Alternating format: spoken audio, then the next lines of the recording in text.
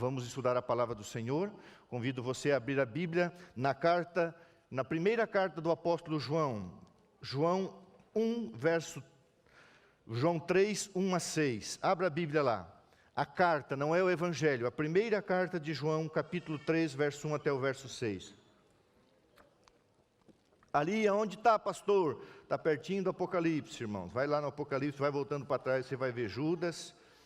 E aí você vai encontrar as cartas de 3º, 2º e 1 João. 1 João capítulo 3, verso 1 até o verso 6. Vamos orar mais uma vez. Nosso Deus e nosso Pai, com reverência, com temor e tremor, abrimos a palavra do Deus eterno para estudar o assunto da filiação divina. Pedimos, Senhor, que o Espírito Santo de Deus, nesse momento, seja o pregador. Quando um homem profere as suas palavras, o Senhor usa a personalidade, o jeito de ser humano. Por isso a pregação é uma loucura. Que uma igreja do tamanho do Nácio se reúna para ouvir. Pai, que eles não ouçam o pastor da igreja, que eles ouçam o Supremo Pastor, o Senhor Jesus Cristo. Quanto carecemos de entender isso. O importante é a mensagem e não o mensageiro. O importante é Deus trabalhando. Por favor, abençoa, prega. Fala por meio da palavra e do Espírito, em nome de Jesus. Amém. Existe uma revelação de que um dia as crianças que forem para o céu, ainda crianças, formarão um grande coral. Essas crianças estarão, pode deixar o som alto que eu vou controlando aqui, obrigado. Essas crianças, elas vão cantar num lugar chamado Mar de Vidro, como se fosse um mar de vidro. E essas crianças que irão para o céu, muitas delas sem os pais, especialmente as crianças órfãs, as crianças formarão um grande coral sobre o mar de vidro. E aquelas crianças que estiverem sobre o mar de vidro, cujas mães e cujos pais estiverem lá, esta música, este hino, este louvor será cantado para Jesus Cristo. Mas as crianças olharão para o pai e para a mãe, olharão para a Tatiana, para o Giovanni. Então a Heloísa, a Gigi, se tiver criança ainda, o Léo, vão dizer: pai, mãe, eu estou aqui porque você me ensinou o caminho, a verdade e a vida. Se nós nos emocionamos vendo aqui as crianças, fazendo o prelúdio, dirigindo o louvor, e temos que fazer isso mais. Parabéns, nosso ministro de música, que coisa linda. E agora vamos ter o coral infanto-juvenil.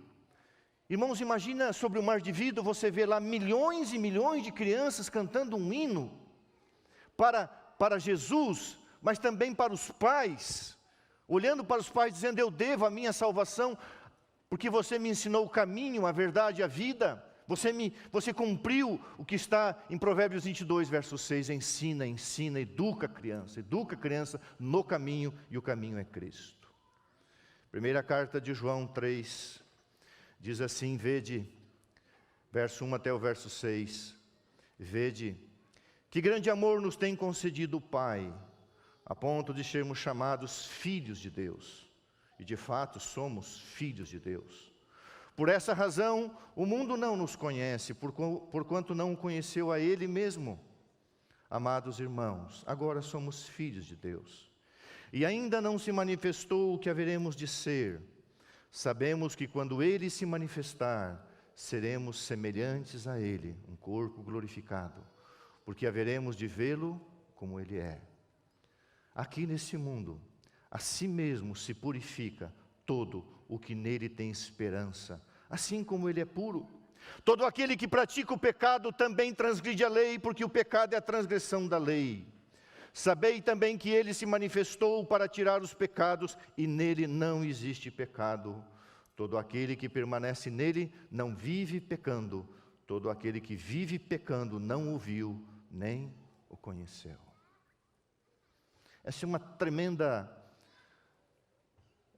necessidade do entendimento dentro da teologia.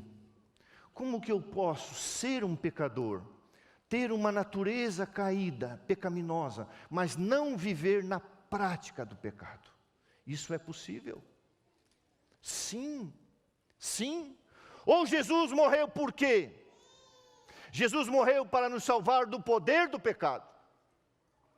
E logo voltará para nos libertar da presença do pecado.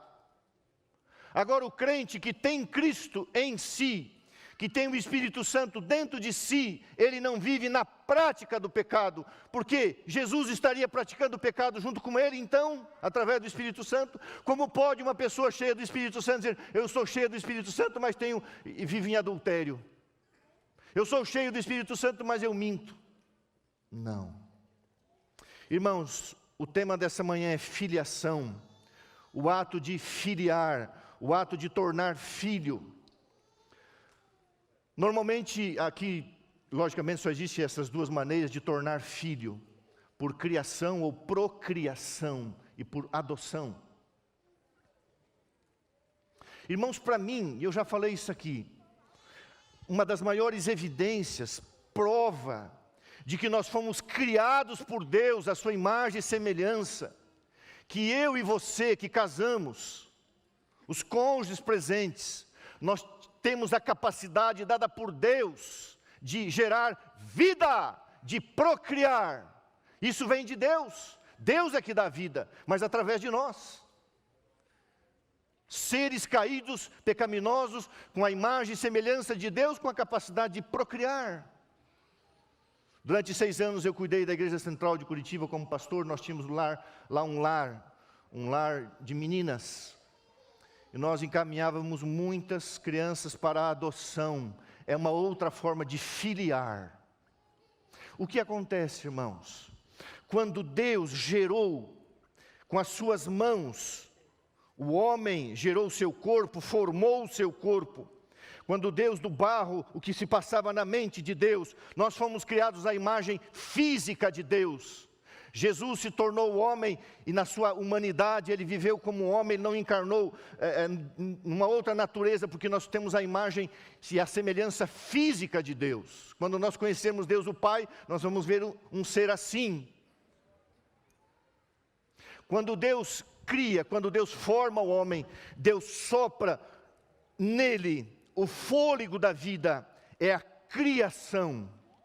Deus está gerando vida através do fôlego de si mesmo. E Deus criou o homem com um propósito. O propósito que o homem passaria por um teste.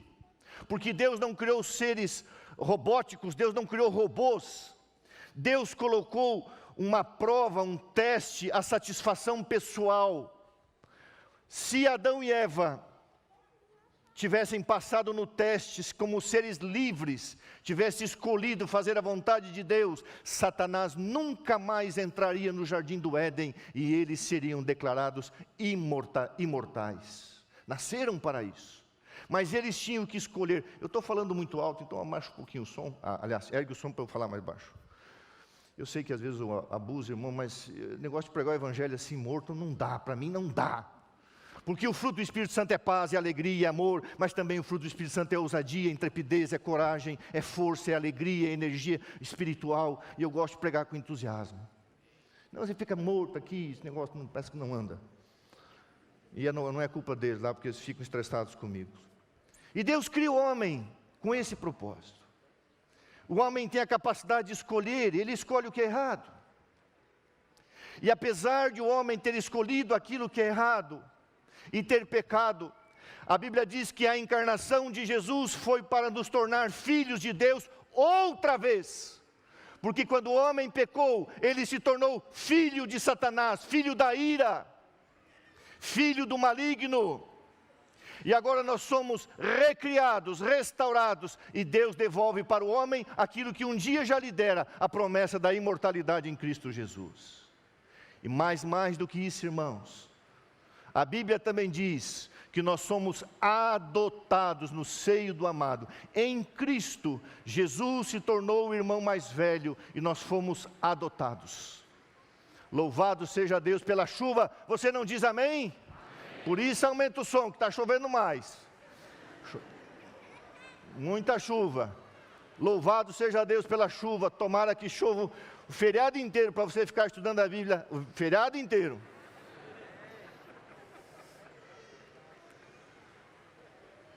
Olha o barulho. Não é uma bênção de Deus, irmãos? Deus é amor. E enquanto houver vida, haverá plantio e semeadura e colheita, sol, chuva. Vamos ter problema no futuro, mas Deus vai sustentar o seu povo até a volta de Jesus. O seu pão será dado e as suas águas serão certas. A água também, logicamente, vem da chuva e somente da chuva. Louvado seja Deus. Deus cria, o homem peca, e Jesus vem para recriar a sua imagem, a sua semelhança, e mais do que recriar, Ele vem para nos adotar. E a Bíblia diz que nós somos adotados no seio do amado. Você é um filho criado por Deus espiritualmente, e você é um filho adotado pela graça de Jesus Cristo. Deus tem um lar para você. Um casal querido, aqui de Hortolândia, a Karen e o Roberto, um dia me procuraram por razões de saúde não, por razões biológicas, genéticas, eles não podiam ter filhos.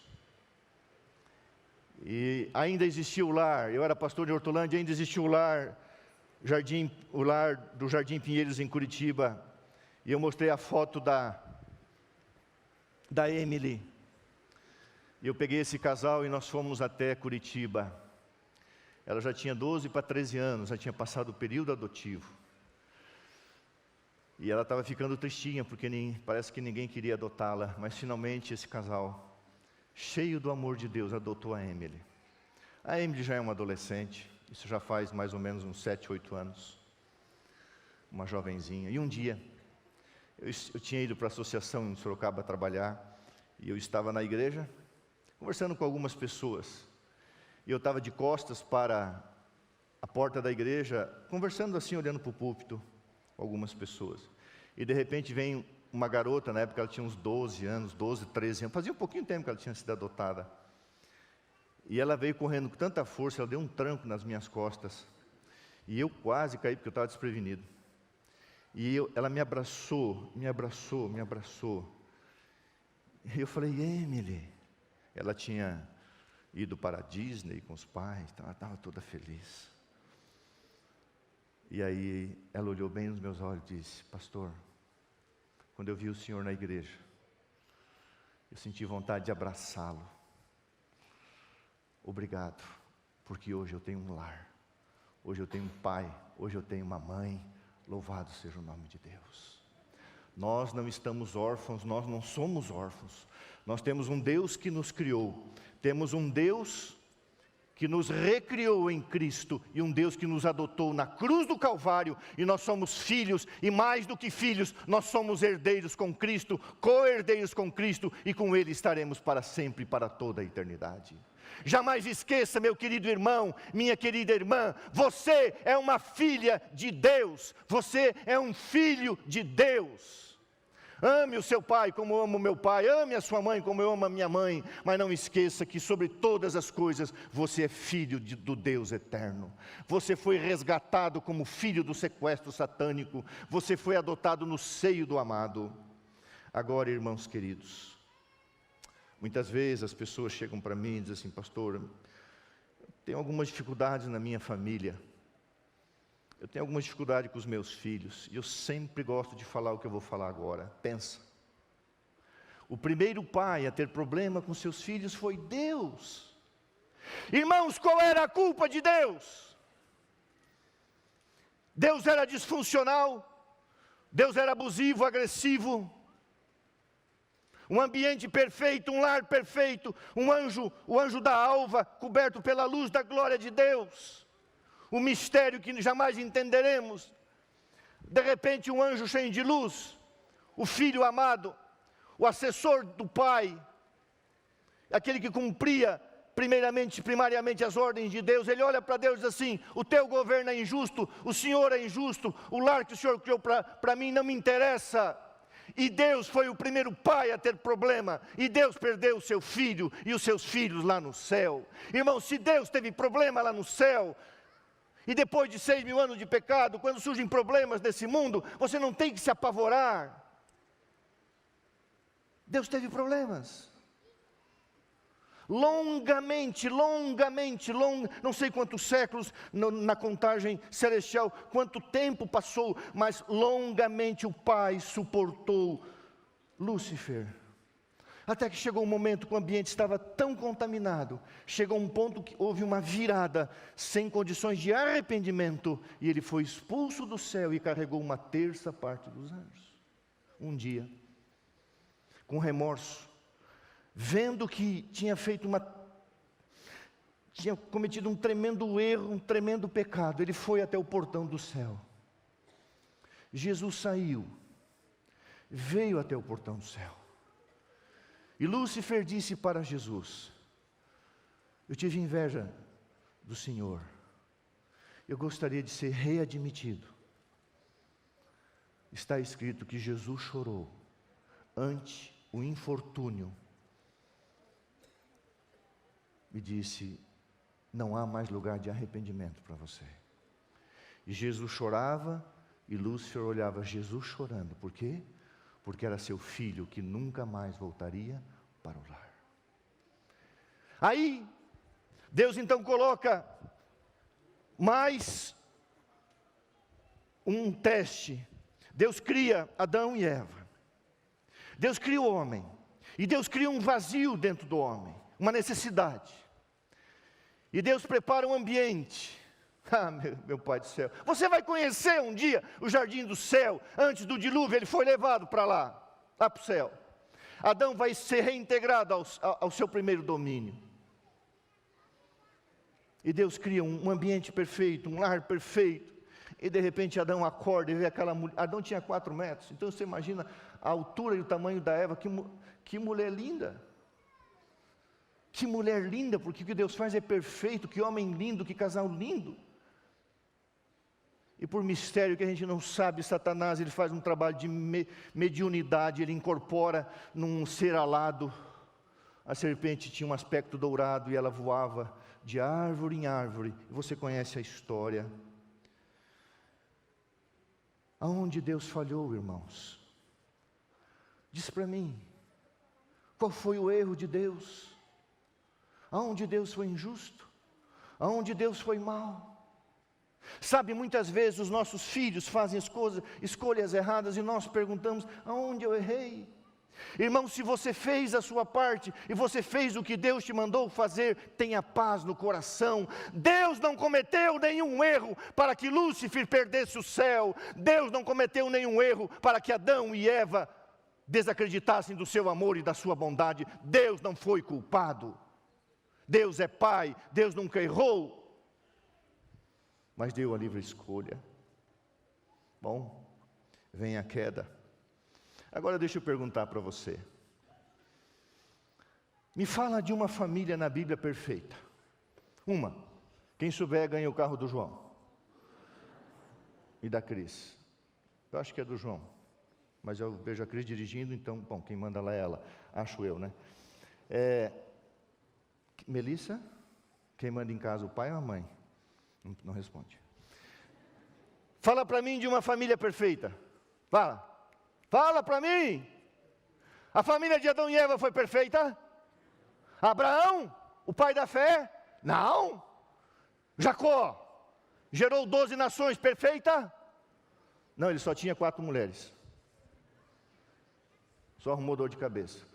E Davi, o homem segundo o coração de Deus, que família linda, o incestuoso Amon, o traidor Absalão, Adonias, o usurpador, Salomão, filho da graça, um idólatra. Que família linda a família de Davi, não foi, irmãos? Não foi? Não tem uma família na Bíblia após a entrada do pecado que não tenha tido... Parei, tem uma. Samuel. Profeta Samuel. Não é. A Bíblia diz que os seus filhos recebiam suborno e não andavam nos seus caminhos. Os filhos de Samuel se perderam. O profeta Eli, Ofni e Finéias, também não. Arão, o sacerdote. Deus acendeu o fogo do céu, o fogo de Deus, o fogo santo.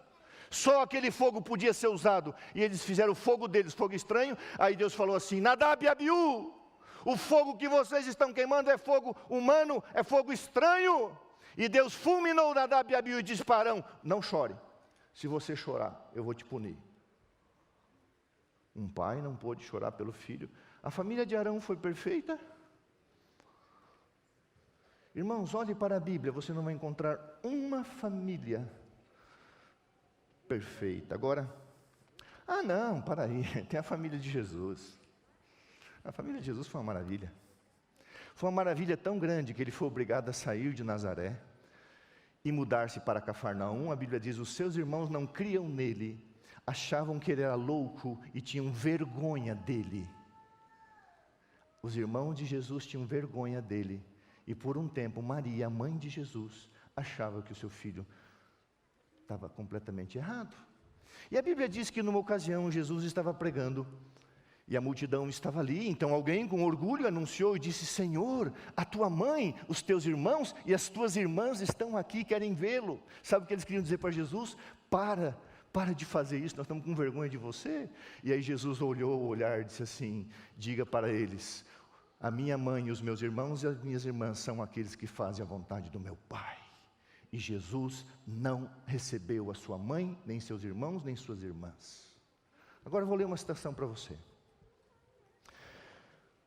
A incredulidade de sua família, de Jesus, lançou uma sombra sobre a vida terrestre de Jesus.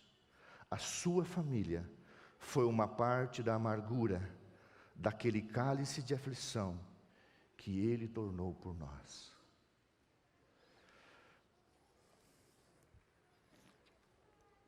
Gosto de falar e falo sempre. Sábado de manhã parece que eu acordo diferente, eu acordo cheio de alegria. Amo estacionar o meu carro ali, apesar de não ter intimidade com a igreja pelo tamanho. Amo essa igreja, tenho um orgulho dessa igreja.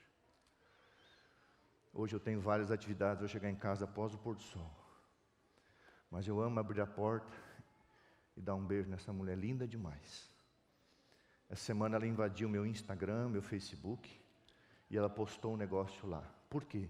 Porque o meu celular não tem senha.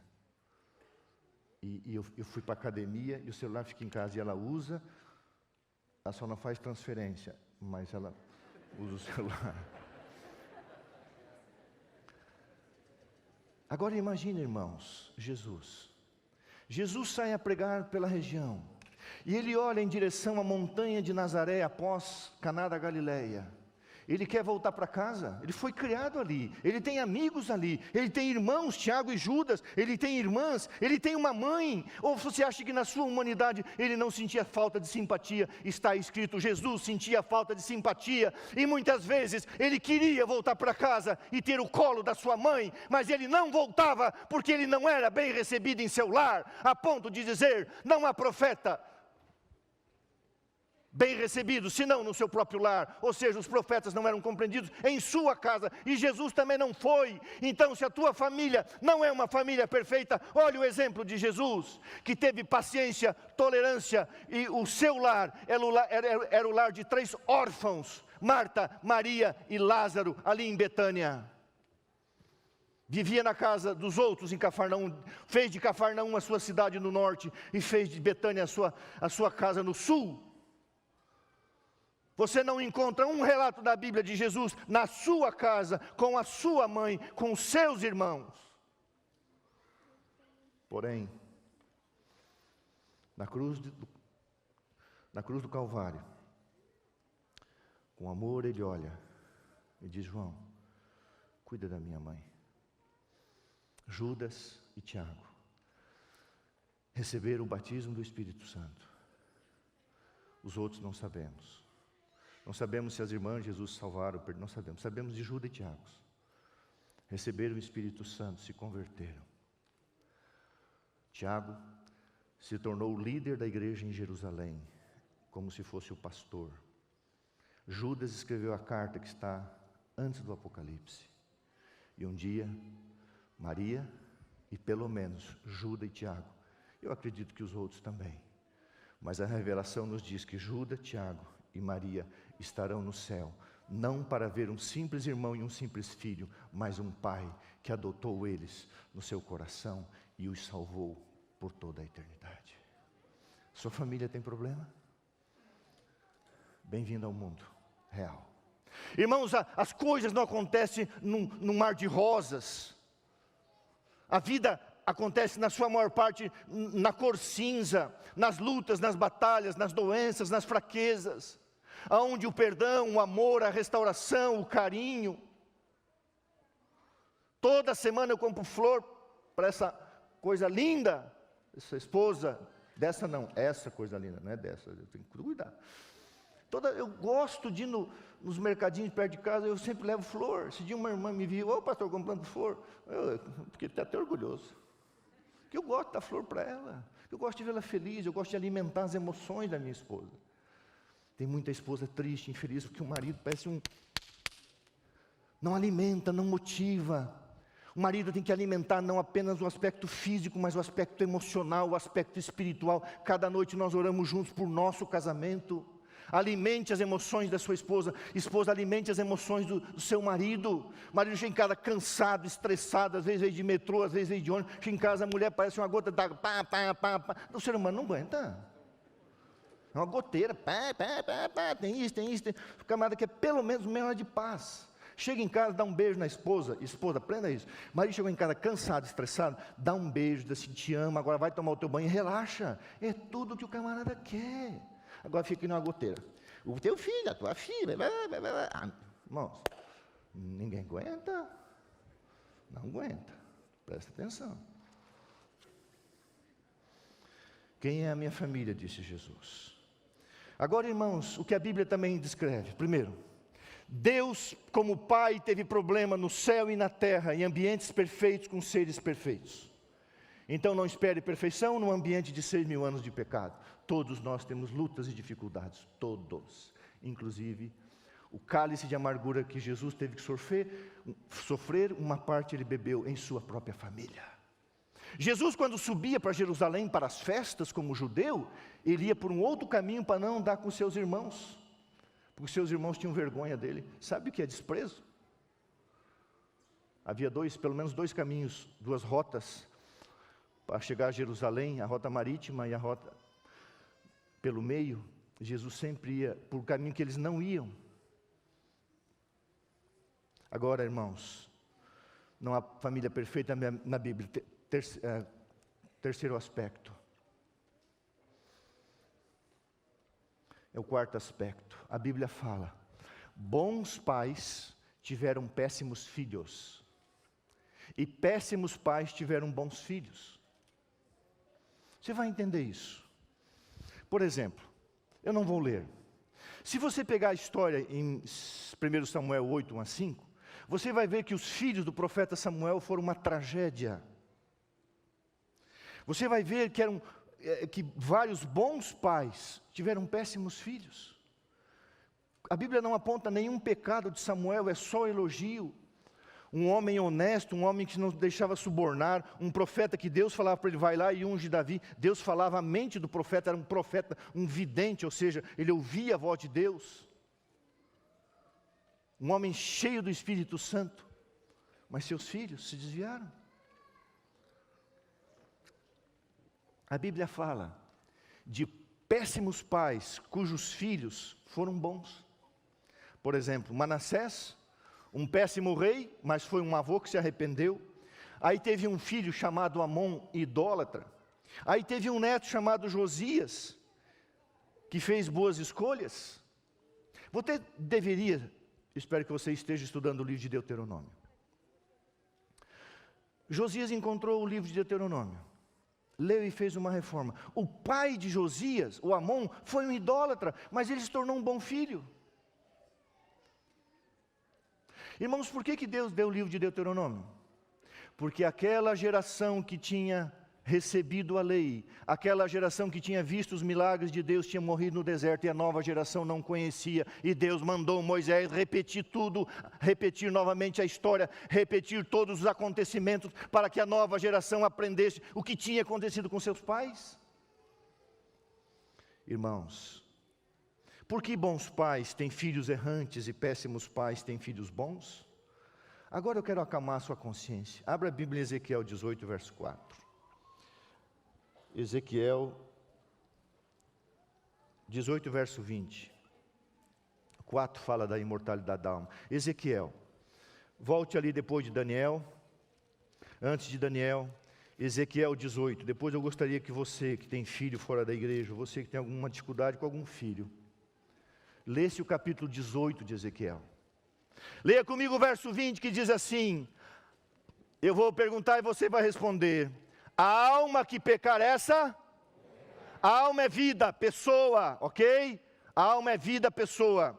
O filho não levará a iniquidade do, nem o pai levará a iniquidade do, a justiça do justo ficará sobre ele, e a perversidade do perverso cairá sobre ele. Portanto, irmãos, chega um momento que você fez culto, você ensinou, você botou na escola adventista, você deu lição, você trouxe para a igreja, mas no fim, irmãos, a responsabilidade é pessoal. Se você fez a tua parte, fique em paz. Diz para mim, Deus sente culpa? Deus carrega culpa, irmãos, por ter criado Adão e Eva? Deus carrega culpa por ter perdido Lúcifer e uma terça parte dos não? Então, se você fez a sua parte, o seu filho, a sua filha não quis, não carregue. Sofra, lógico que você sofre, ore, interceda, mas creia, você fez a sua parte. Essa noite eu sonhei com a volta de Jesus. Foi muito rápido o sonho. Eu sonhei que Jesus apareceu nas nuvens e estávamos em 4 pastores, amigos da faculdade. Eu perguntei para um deles, é ele? Ele falou, é. E aí eu vi um amigo ressuscitar, mas ele está vivo, eu vou ligar para ele que ele vai morrer. Eu vi ele ressuscitar. Ele ressuscitou. E esse meu amigo ergueu os braços. Irmãos, eu me sinto tão miserável que eu caí de bruços pedindo perdão dos meus pecados. Aí eu acordei. Não sei se fui salvo ou não, porque eu espero que sim, né? Porque o sonho não terminou. Mas eu fiquei impressionado. Quando eu olhei e perguntei para o meu amigo, é ele? Ele falou, é. E aí eu vi o meu amigo ressuscitou. E eu não tive mais coragem de olhar, me joguei no chão. Falei assim, e aí quando eu me joguei no chão, acordei. Um dia a Bíblia diz, um será tirado e o outro será. Um ficará e o outro será levado. Um será tirado, o outro será deixado. Estarão 2 no leito, você e a tua esposa, um vai e outro fica. Os filhos vão, os pais ficam, os pais vão, os filhos ficam. Irmãos, a responsabilidade é individual. Se o teu filho e a tua filha receberam todo o amor, todo o carinho, todo o exemplo, todo o preceito, tenha paz. Não carregue culpa, porque Deus não carrega culpa, porque Deus não fez nada errado. E Ele teve problema na sua família perfeita no céu e com a sua família perfeita na terra.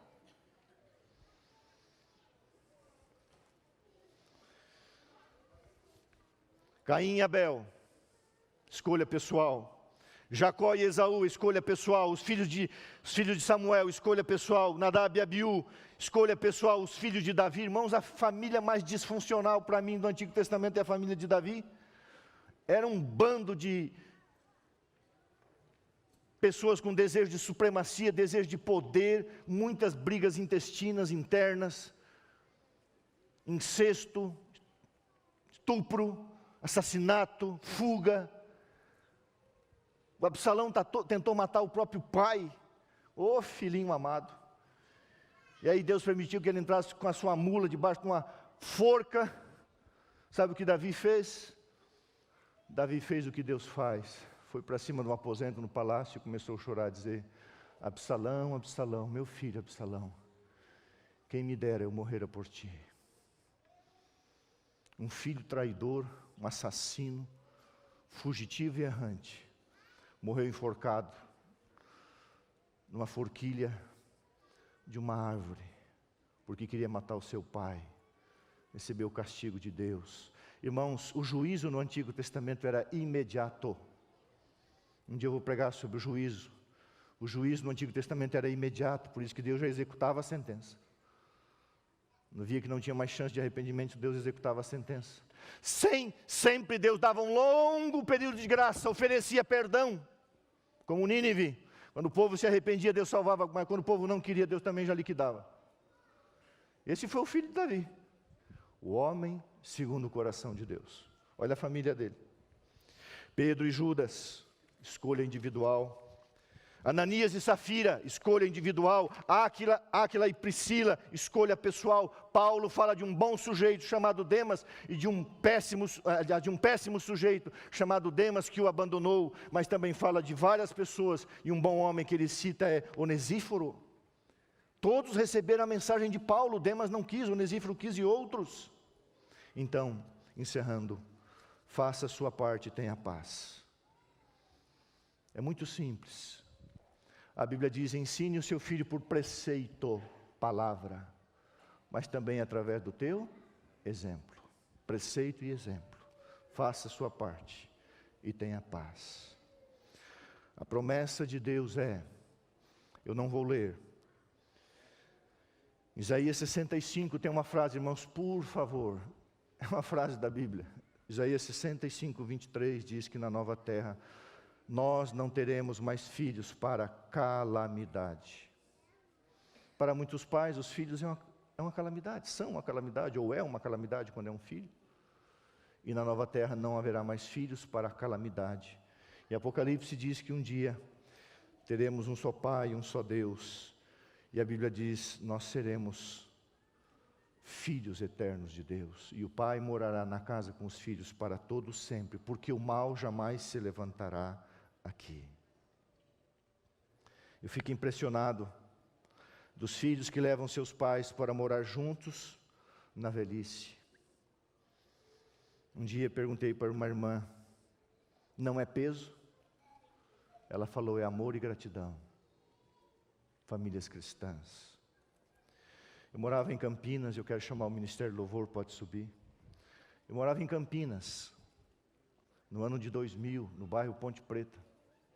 E naquela época não tinha os portais de notícia, mas tinha um jornal de Campinas que eu nem lembro o nome. Um dia, lendo o jornal, me deparei com uma notícia. Uma mãe saíra do supermercado Extra, ali na Abolição, parece que é o nome do local. Ia com a sua filha, uma adolescente, com algumas compras nas mãos.